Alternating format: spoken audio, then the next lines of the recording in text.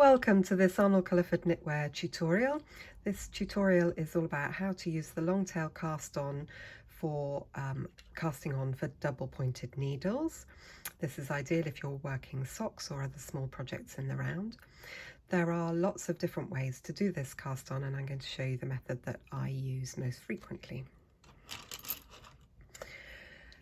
First trick is to cast on all of your stitches onto just one needle. It's really fiddly to cast on a portion to each of the needles you're going to use, and you can really easily end up in a twist. So I recommend putting them all onto one needle to begin with. I use the long tail method because I find that nice and stretchy for socks, and I usually pull off a tail of about 1 meter long. And I find that that's enough for the 70-ish stitches that I tend to cast on when I'm working socks.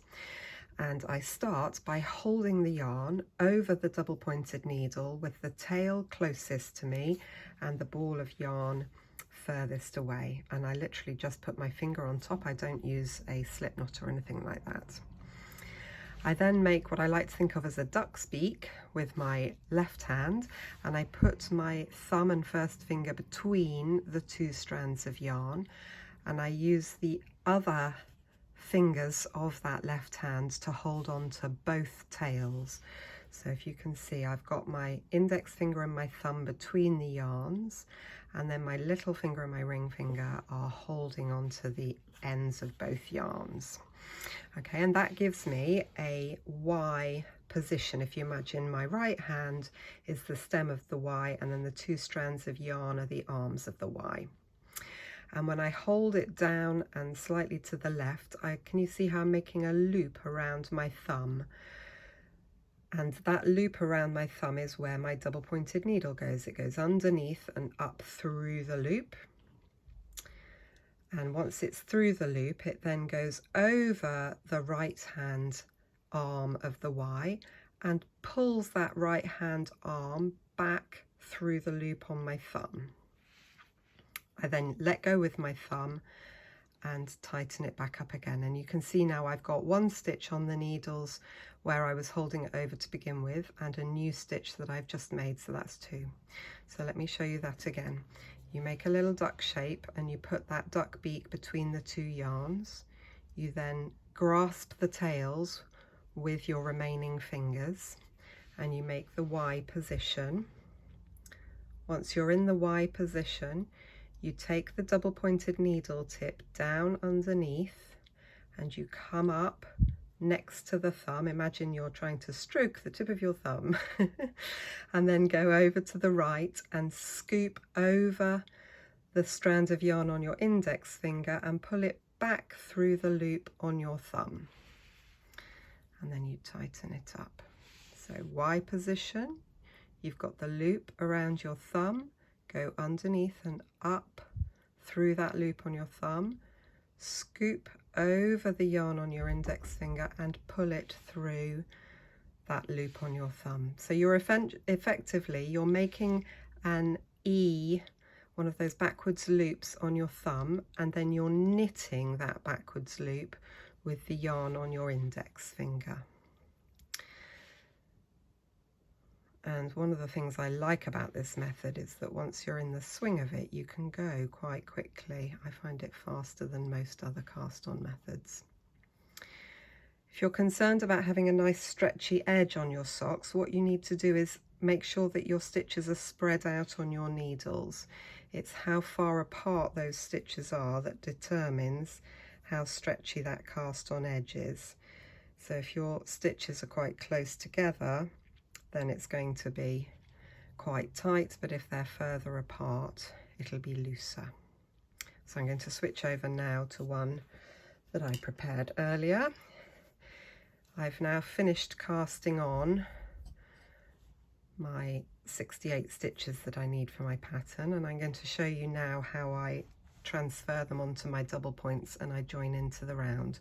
So if you look at your cast on stitches, you'll see that this side is what I like to think of as the knit side, and if you turn it round, this side is what I like to call the purl side, because you've got little purl bumps at the bottom of each of those stitches.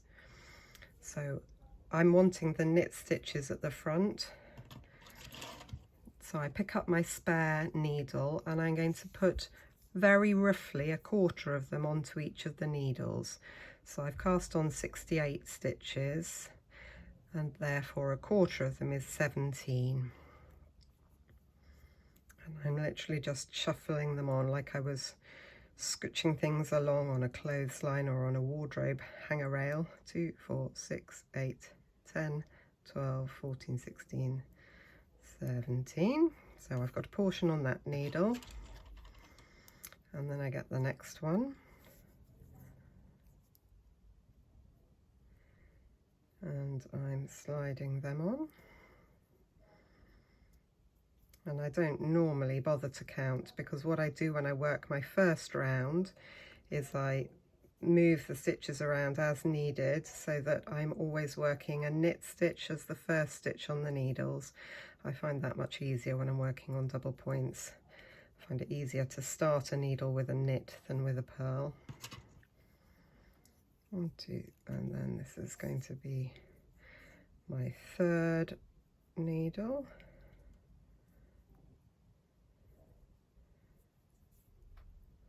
That I'm adding in.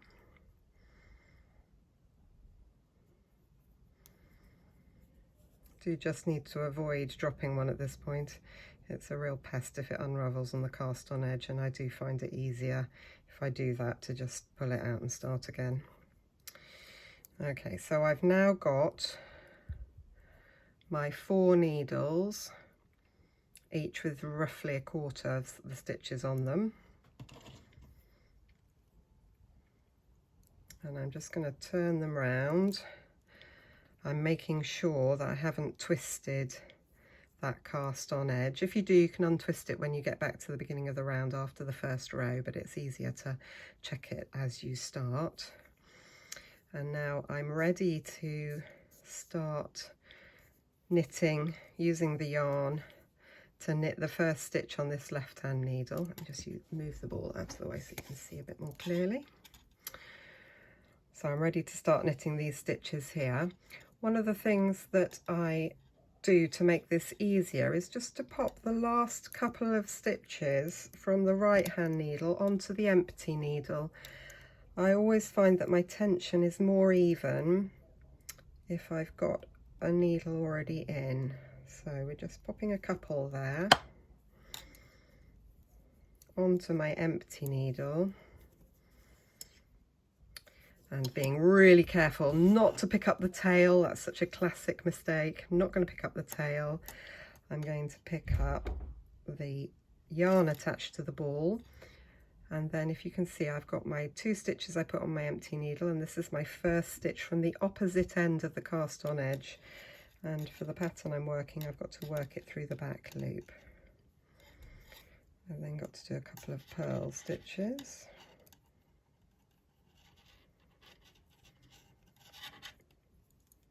And once I've done a couple of stitches, I'm just going to look and make sure that I haven't left a big gap there where I joined from the end of the round. And I'm going to remember where that was and put the marker in once I've got round and back to the beginning of the round. And now I'm off. First round can be a little bit fiddly to work, can't it? But once you've got some fabric below your needles, it gets much, much easier.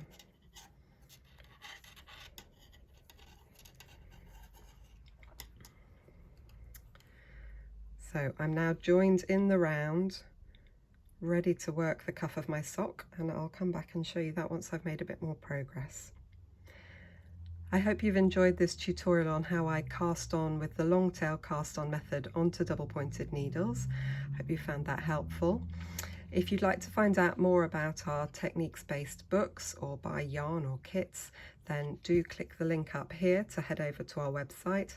Every purchase from our website helps us to produce more video tutorials, and we thank you ever so much for your support. You can also click the little circle down here to subscribe to our YouTube channel and be sure to know when we release our next video. Thanks ever so much for watching this little lesson on the long tail cast on DPNs, and I hope to see you soon. Bye bye.